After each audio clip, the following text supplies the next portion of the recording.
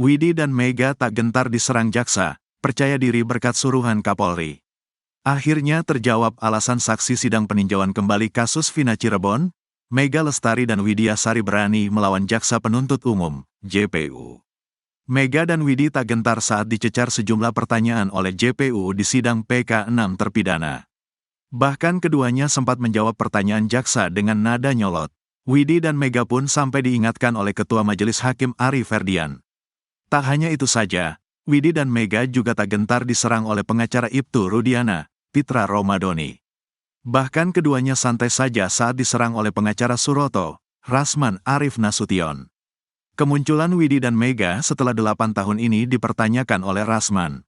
Menurutnya, kedua sahabat Vina itu muncul sejak tahun 2016 dan menyerahkan ponselnya ke polisi. Tak gentar dengan teriakan Rasman, Widi dan Mega menjelaskan kalau mereka baru tahu bahwa ponsel Vina dijadikan barang bukti. Bahkan Widi dan Mega sudah didatangi oleh tim sus bentukan Kapolri soal isi chatnya dengan Vina. Kedatangan tim sus itu jauh sebelum Widi dan Mega jadi saksi di sidang PK kasus Vina. Widi dan Mega diingatkan oleh tim sus soal percakapannya dengan Vina di malam kejadian. Kepada Widi dan Mega, tim sus memperlihatkan hasil ekstraksi dari HP Vina. Tim sus lah yang lebih dulu mendatangi Widi dan Mega, dan akhirnya membuka ekstraksi HP Vina, bukan HP Widi, kata kuasa hukum Saka Tatal dan Sudirman, Titin Prialianti. Baru setelah itu, kata Titin Prialianti, HP Widi dilakukan ekstraksi oleh tim kuasa hukum dari Peradi. Hasil ekstraksi HP Widi itu juga dibacakan oleh ahli di sidang PK Sudirman. Tetapi HP Vina justru dibuka oleh tim sus bentukan Kapolri, kata Titin. Widi dan Mega tak gentar dengan berbagai serangan karena sudah yakin dengan kesaksiannya. Bahkan kesaksian keduanya sudah diuji oleh tim sus bentukan Kapolri sebelum adanya sidang PK.